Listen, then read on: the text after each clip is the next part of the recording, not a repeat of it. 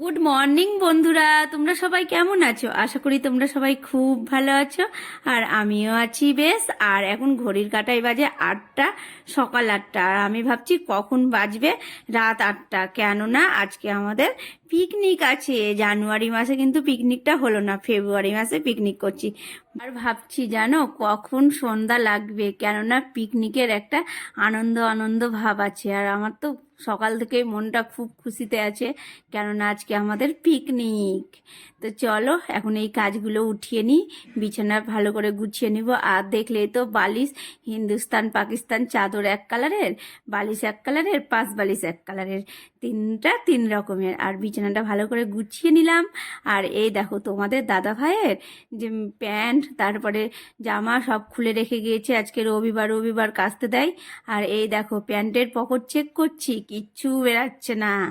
জামার pocket check করছি, কিচ্ছু বেরালো না। আমি ভাবছিলাম 5-10 টাকা যদি বেরাই তাও একটু লাভ হবে, কোথায় কই কিচ্ছু পেলাম না।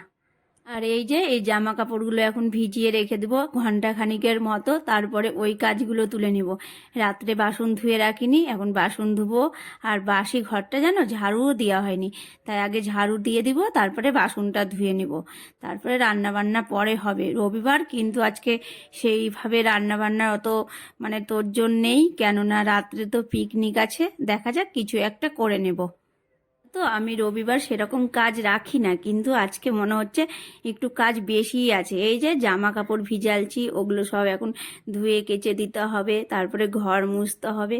আর একটু আজকে ঘুম থেকে উঠতে মনে হয় দেরি হয়ে গেছে, তাই জন্যই এরকম হচ্ছে জানো।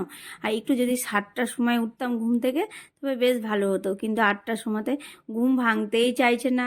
কিছুদিন থেকে আমার এই রকমই হচ্ছে, রাতে দেরি করে ঘুমাচ্ছি আর সকালে মনে হচ্ছে ঘুমিয়েই থেকে যাই। যদি কেউ 10টা পর্যন্ত ঘুমাতে দিত না আরও বেশি ভালো হতো, কিন্তু না, সেটা করলে তো হবে না। নিজের সংসারে নিজেকেই কাজগুলো করতে হবে। আর নিয়ম করে যদি সেই কাজগুলো না করি না তবে তো হলোই। 10টার সময়তে যদি ঘুম থেকে উঠি তবে থেকে গেল আমার সব কাজ, সারাদিন আমার লেগে যাবে। যখন দুপুরের খাওয়া খাবো বিকালে 4টা বেজে যাবে, তাই না? তো চলো তাড়াতাড়ি করে এখন আমি কাজগুলো সেরে নিই। কদিন আগে জানো তো বাসন মাজতে লেগে মনে হচ্ছিল আঙুল আর থাকবে না, আমার আঙুল কেটে পড়ে যাবে। জল তো না বরফ হয়েছিল, কিন্তু এখন ঠান্ডাটা অনেকটাই কমেছে, তো জলটাতে বাসন ধুতে আর বেশি অসুবিধা হচ্ছে না। আমরা এখন পিকনিকে বাজে যাচ্ছি। লিস্টটা কই? লিস্ট এই এই দেখো, লিস্ট করে নিয়েছি, এখন যাচ্ছি। আর এই যে ব্যাগ। আমাদের পিকনিকের তোড়জোড় সন্ধ্যা থেকে শুরু হওয়ার কথা, আর আমরা বিকাল থেকেই বাজার হাট শুরু করে দিয়েছি। এটাই বলে এনার্জি, তাই না? কত তবে আনন্দতে আছি আমাদের পিকনিক হবে বলে। এই দেখো আমরা 3জন মিলে চলে এসেছি বাজারে। ও মাসি, আলু কত করে? আলু নিবি? লাল আলু? এদের সরষের তেল নিব, আমাদের বাজারে চাল নিব, গরম মশলা নিব, লঙ্কা নিব, অনেক কিছু।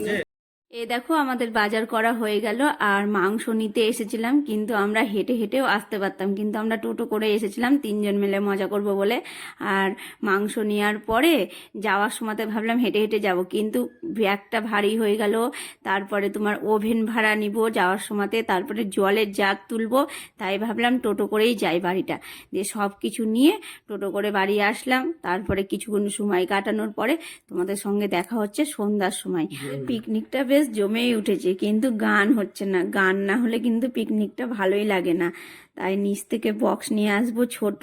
আর কি বলতো, আমাদের ওই পাশের নিচে গর্তর ওই পাটটাতে দেখছি ডিজে নিয়ে এসেছে, ডিজে নিয়ে ওদের পিকনিক করছে, আর ওই গানটা কানে ভেসে আসছে, বেশ ভালো লাগছে। আর আমাদের পিকনিকে গান না হলে হয়, তখন মনে হবে কি একটা নেই নেই, তাই আমরা নিচ থেকে একটা বক্স নিয়ে আসলাম, ভালোই গানটা বাজছে।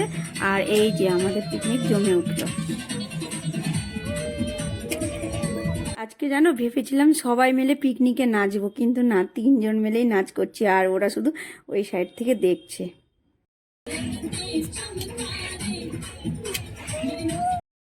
শীতকাল মনেই হচ্ছে না জানো, আমাদেরকে এত গরম লেগেছে। আমি তো সোয়েটারটা খুলে কোমরে বেঁধে নিয়েছি, দিয়ে নাচ করছি।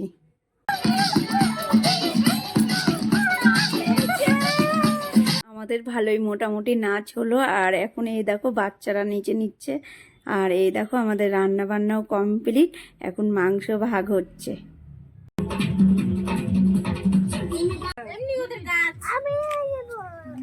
লবণ।